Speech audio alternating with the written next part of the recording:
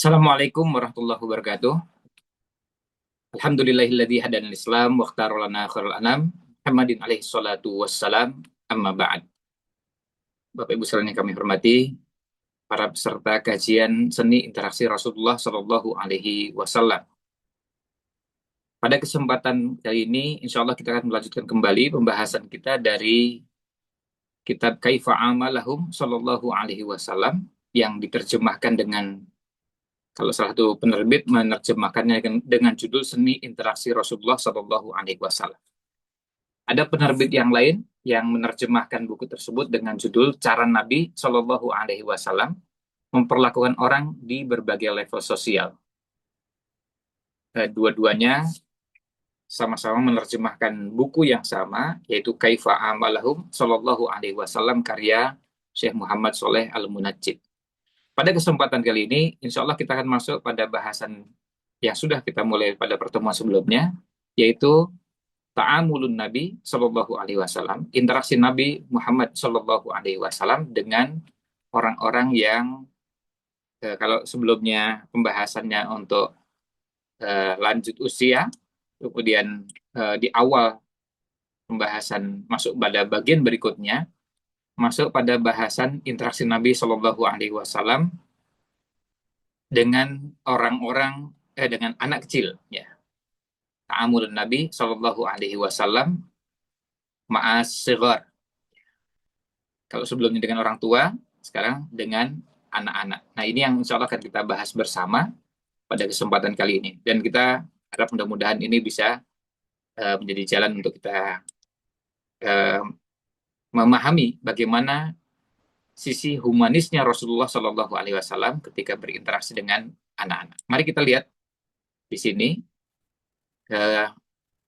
Kita coba cermati di sini pada pembahasan ini. Nabi Shallallahu Alaihi Wasallam, ini judulnya Ta'amulun Nabi Shallallahu Alaihi Wasallam. Interaksi Nabi Shallallahu Alaihi Wasallam ma'as sighar, dengan anak kecil. Dan ini pembahasannya sudah pernah kita mulai di awal. Jelaskan bahwa Nabi Shallallahu Alaihi Wasallam sangat memperhatikan anak-anak. Lalu beliau juga menganjurkan kepada kita semua selaku umatnya untuk bersikap lemah lembut, kasih sayang kepada anak-anak.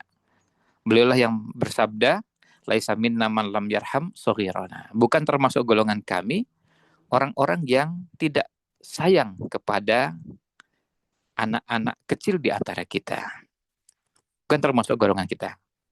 Nah, selanjutnya bentuk interaksi Nabi Shallallahu Alaihi Wasallam ada beberapa bentuk. Di antaranya tentu tidak kita ulang yang sudah kita bahas sebelumnya. Dimulai dari sini, wa kana sallallahu alaihi wasallam yarhamut tifla wa yashfaqu alaihi walau kana walada zina. Walau kana walada zina. Jadi Nabi Shallallahu Alaihi Wasallam bersikap ramah, santun, lemah lembut kepada anak kecil, bahkan meskipun anak tersebut adalah anak dari hasil perzina. Seperti pada kisah wanita Ghamidiyah yang berzina. Nabi SAW memberikan perhatian kepada anak tersebut. Karena jelas dalam syariat kita, kalaupun seandainya dia masuk kategori anak zina, tapi kesalahan tidak ditimpakan kepada anak tersebut. Karena yang melakukan kesalahan bukan sang anak. Maka sifat sayang, lemah lembut tetap ada dan melekat pada siapapun yang berinteraksi dengan anak seperti itu. Lalu yang kedua, wa kana min hadyihi ma'as-sighari tabrikuhum wa tahnikuhum wa du'a'u lahum. Termasuk tuntunan Nabi Shallallahu Alaihi Wasallam berinteraksi dengan anak kecil adalah tabrik, mendoakan keberkahan, wa tahnikuhum, dan mentahnik. Ini istilah khusus seperti yang sudah pernah dibahas sebelumnya, ada istilah tahnik.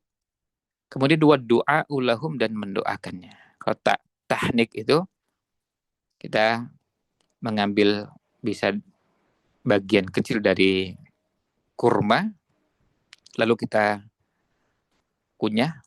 Ini kalau Rasulullah SAW yang melakukannya, atau kemudian di zaman sekarang misalnya kita kenal ada orang yang soleh, ada orang yang kita kenal bertakwa, kemudian melakukan teknik dengan cara mengambil misalnya potongan kurma, kemudian dikunyah sampai dengan lembut.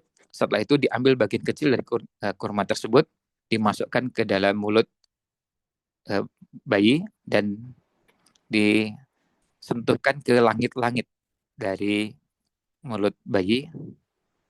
Itu yang dinamakan dengan tahnik. Kalau doa ya sudah tentu bisa dipahami, mereka mendoakan anak-anak tersebut. Yang ketiga, wa kana yusammihim ya wa yakhtaru lahumul asma'al hasanah. Rasulullah SAW memberi nama mereka dan memilihkan nama yang baik. Memilihkan nama yang baik untuk mereka. Nama yang baik untuk anak-anak tersebut. Dan ini termasuk tuntunan yang diajarkan untuk para orang tua. Pilihkan nama-nama yang baik untuk anak-anak kita. Kita semua tahu bahwa memilihkan nama yang keliru, yang salah, yang kelak malah justru menjadi beban bagi sang anak, akan menjadi beban kehidupan mereka kalau sejak kecil diberi nama dengan nama yang tidak baik. Malah bisa jadi bahan ejekan teman-temannya ketika di sekolah, dan itu bisa berlanjut terus. Kasihan kalau anak-anak punya nama-nama yang buruk, atau nama-nama yang bisa menjadi bahan ejekan, karena memang mengandung makna yang tidak baik. Ini sudah pernah kita bahas sehingga tidak kita ulang kembali. Nah, selanjutnya ini yang bahasan yang baru, masih bahasan lanjutan dari pembahasan sebelumnya. Wa kana yujlisuhum ala hijrihi. Nabi Muhammad SAW mendudukkan mereka ke pangkuannya, ke pangkuan Rasul SAW, wa fakhidhihi, dan ke pahanya. Wa yahtamilu ma qad yasduru minhum, dan beliau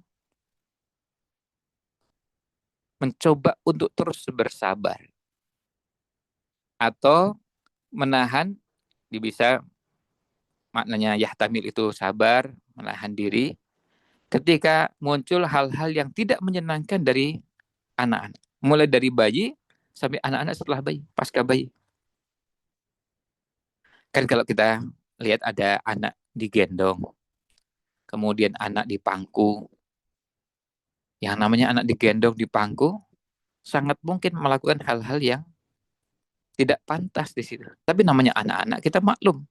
Misalnya ketika digendong, kemudian ngompol. Ngompol di pangkuan orang yang menggendong, orang yang memangku. Dan kalau menggendong atau memangku seperti ini, bisa jadi mereka melakukan hal tersebut betul-betul murni bukan karena berangkat dari pengetahuan, atau karena memang mereka bukan orang yang mukallaf.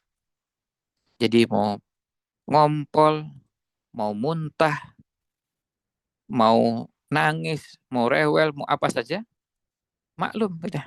Namanya juga bayi. Ya, namanya juga bayi, namanya juga anak kecil. Nah, kita lihat di sini dari Aisyah, istri Nabi Shallallahu Alaihi Wasallam, beliau menuturkan bahwa sesungguhnya Rasulullah SAW pernah suatu ketika disodorkan ke hadapan beliau, diletakkan di hadapan beliau bayi-bayi. Lalu beliau mendoakan keberkahan untuk mereka. Ini berhubungan dengan poin sebelumnya. Wa yuhannikuhum, dan mentahnik mereka. Dan wajar kalau orang senang, ingin mendoakan, ingin didoakan oleh Nabi Shallallahu Alaihi Wasallam, Nabi Muhammad SAW. Nah, kemudian fa'utiya bisobiyin, kemudian dihadapkan ke hadapan beliau seorang bayi, bayi, yang namanya bayi masih kecil, fabala alaihi, kemudian kencing, dan kencingnya pas di pangkuan Rasulullah Shallallahu Alaihi Wasallam.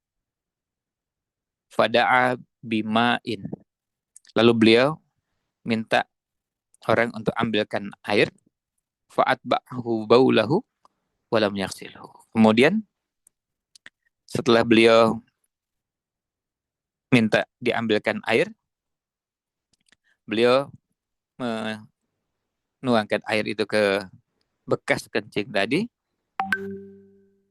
dan beliau tidak mencuci pakaian yang terkena kencing bayi tersebut.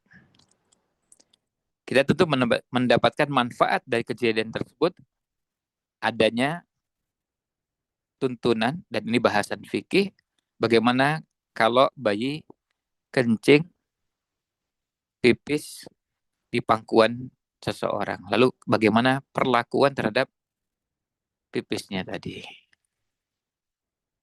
Nah, hadis yang lain juga menegaskan hal yang sama. Wa'an Ummi Qaisin binti Mihsan.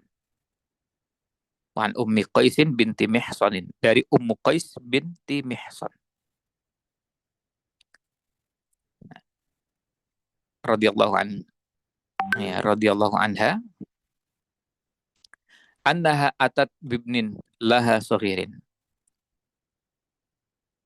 Ini saya baca radhiyallahu anha karena Ummu Qais ya.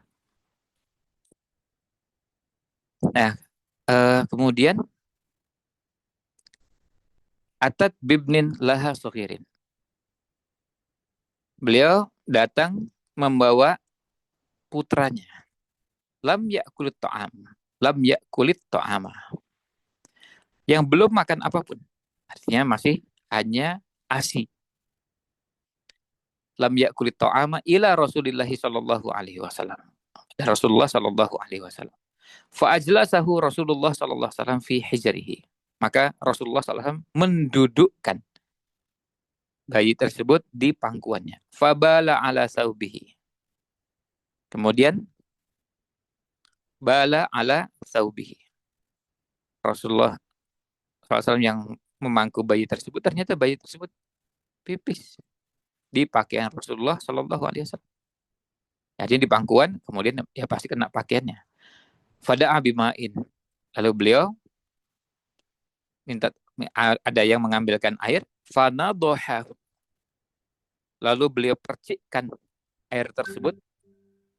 Walam yaghsilhu, dan Nabi SAW tidak mencucinya. Saya tidak mencuci pakaian yang terkena pipis dari bayi tersebut. Nah, dalam hadis ini kita dapatkan pelajaran yang berharga. Tentu banyak pelajaran yang bisa dipetik. Di antaranya adalah kelemah lembutan terhadap anak kecil, terhadap bayi. Dan bersabar ketika berinteraksi dengan mereka. Tidak marah, tidak apalagi sampai menghukum. Karena ini posisinya adalah bayi yang sama sekali nggak ngerti apa-apa. Ya namanya bayi mau pipis di mana aja bisa pipis. Mau di kasur, di pangkuan ibunya, di pangkuan orang lain. Kalau sudah yang namanya pipis bagi bayi, dimanapun dilakukan. Itu bayi. Dan kita sangat maklum. Ya, sangat maklum karena memang inilah yang ada pada bayi yang belum, jangankan mukallaf, ya, jangankan baligh ya, mumayyiz aja belum. Jadi memang nggak ngerti. Nah itu interaksi Nabi Shallallahu Alaihi Wasallam, yaitu beliau juga mendudukkan bayi ke pangkuan Rasul SAW. Kemudian beliau coba untuk tetap tenang, bersabar, kemudian menahan diri ketika ada sesuatu yang tidak menyenangkan, yaitu ketika bayinya pipis di pangkuan Rasul Shallallahu Alaihi Wasallam, dan tetap tenang. Suasananya tidak berubah kemudian jadi emosi, marah, raut wajahnya berubah, tidak. Hanya coba minta tolong ambilkan air untuk membersihkan ini. Sudah selesai. Dan itu menjadi tuntunan bagi kita. Makanya di bahasan fikih, hadis ini juga dikaji. Berhubungan dengan pipisnya bayi. Selanjutnya, interaksi Nabi SAW berikutnya adalah wa kana sallallahu alaihi wasallam yuda'ibuhum wa yulatifu.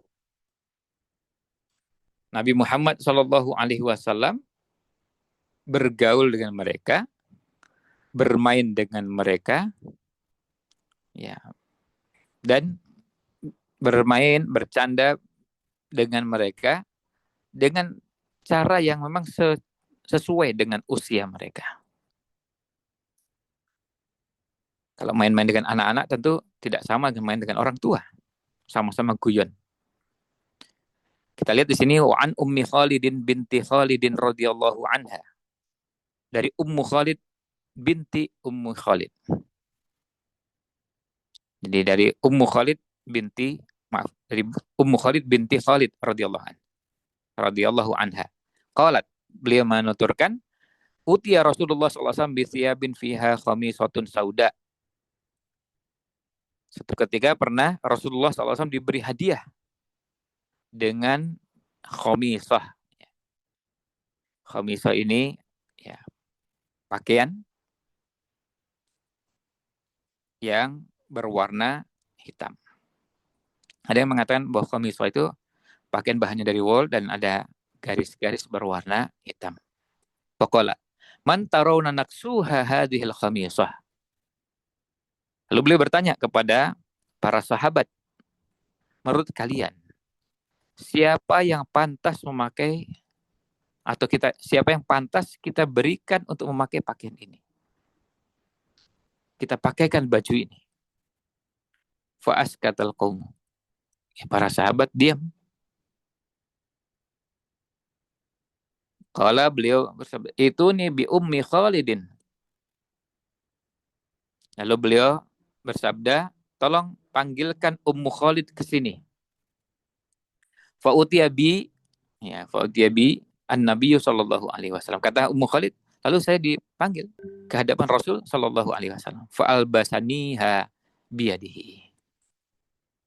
Lalu beliau memakaikan, ya ketika sudah dihadapkan di hadapan Rasulullah SAW, beliau memakaikan baju ini dengan tangan beliau.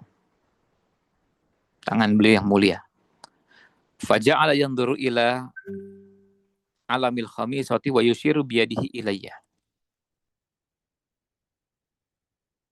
Lalu beliau melihat pada garis-garis yang ada pada pakaian tersebut. Dan beliau menunjuk, beri isyarat kepada Ummu Khalid sambil bersabda, ya Umma Khalidin hadza sana. Ya Umma Khalid hadza sana. Wahai Ummu Khalid, ini sana. Sana ini di dalam bahasa Habasyah maksudnya adalah bagus. Wahai Ummu Khalid, ini bagus. Wahai Ummu Khalid, ini bagus. Kemudian ya Ummu Khalid bersama keluarganya hijrah ke Habasyah. Ya kita tahu ya waktu itu Ummu Khalid sudah hijrah ke Habasyah. Ketika Ummu Khalid datang, maka Nabi SAW ngobrolnya dengan bahasa penduduk Habasyah. Dengan mengatakan, ya Ummu Khalid, hadza sana. Ya Ummu Khalid, hadza sana. Sana artinya bagus. Ya. Dalam bahasa penduduk Habasyah. Nah, kemudian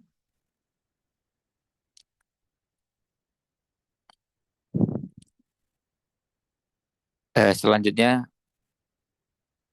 di sini kita bisa dapatkan pelajaran bagaimana Nabi Shallallahu Alaihi Wasallam juga kadang guyon dengan orang, ya,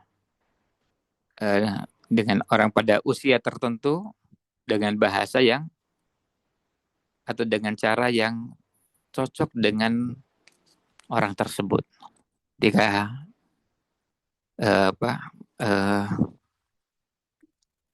ketika melihat kejadian tersebut, maka kita bisa melihat bagaimana Nabi SAW berguru dengan orang-orang tersebut pada usia-usia ketika mereka masih kecil, ya, atau kalaupun sudah menginjak usia beranjak dari usia bayi naik ke usia berikutnya. Ya. Jadi Ummu Khalid binti Khalid ini pernah diajak orang tuanya hijrah ke Habasyah. Nah, yang jadi pembahasan di sini adalah berkaitan dengan ketika Nabi SAW menyatakan, oh ya Ummah Khalidin hadza sana, ya Ummah Khalidin hadza sana. Jadi ngobrolnya dengan menggunakan bahasa penduduk Habasyah. Yang dulu Ummu Khalid pernah diajak oleh keluarganya, oleh orang tuanya, diajak ke Habasyah. Sama seperti misalnya kalau kita hujan dengan anak kecil sekarang ini, lalu anaknya berasal dari misalnya dari beberapa wilayah di Jawa Tengah yang agak utara, misalnya dari Tegal dan sekitarnya, lalu sapaannya menyesuaikan dan mengatakan priben, ya. Begitu ke Jogja jadi pripun, ya. Kemudian nanti ke tempat yang lain disesuaikan. Ini adalah bagian dari sapaan yang menyesuaikan dengan bahasa yang digunakan. Selanjutnya, interaksi Nabi SAW berikutnya adalah wa min muda'abatihi wa mulatafatihi lissighar. Di antara bentuk guyonnya Nabi, interaksi Nabi SAW dengan anak-anak. Ini misalnya Anas bin Malik radhiyallahu an menceritakan bahwa karena Rasulullah SAW yula'ibu Zainab binti Zainab binta Ummi Salamah. Wa yaqul ya Zuwainab miraran. Waktu itu Nabi SAW menyapa dan bercanda dengan Zainab binti Ummu Salamah dengan mengatakan panggilannya bukan Zainab tapi Zuwainab. Zuwainab itu bentuk dalam bahasa Arab tasghir untuk menunjukkan Zainab kecil, Zainab yang mungil. Ya kalau anak itu namanya Zainab, tapi Zuwainab itu Zainab kecil, Zainab yang mungil, lucu. Nah, ini adalah bentuk sapaan dan diulang-ulang. Jadi dipanggil beberapa kali dengan panggilan tersebut.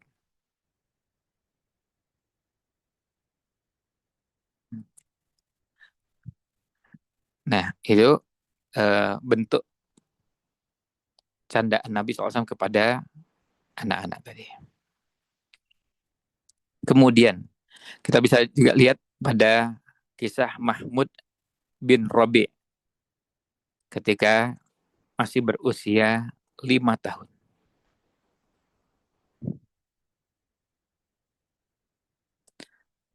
Lalu, saya ingat kata beliau, Rasulullah SAW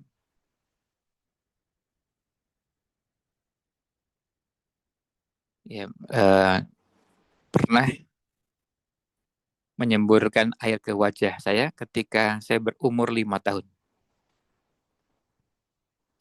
Dan air tersebut diambil dari sebuah ember. Ya, saya tahu Nabi SAW menyemburkan air tersebut di wajah saya ketika saya waktu itu berusia 5 tahun dan airnya diambil dari ember. Jadi kadang-kadang kan kalau kita guyon sama anak-anak, kemudian kita cipratkan air ke ke wajah anak, dan yang berkesan tentunya bagi anak-anak yang namanya main air itu kan menjadi kebahagiaan tersendiri.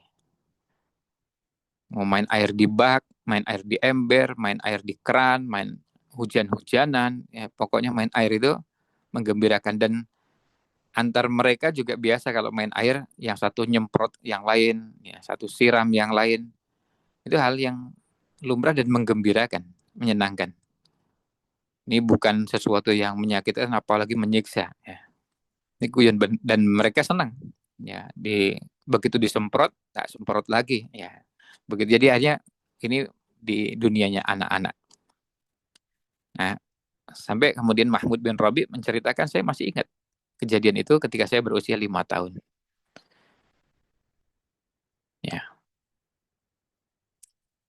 Nah, kemudian kalau pada kasusnya yang dari Mahmud bin Rabi ini, Nabi SAW mengeluarkannya dari mulut beliau. Air yang dimasukkan selalu dikeluarkan dari mulut beliau.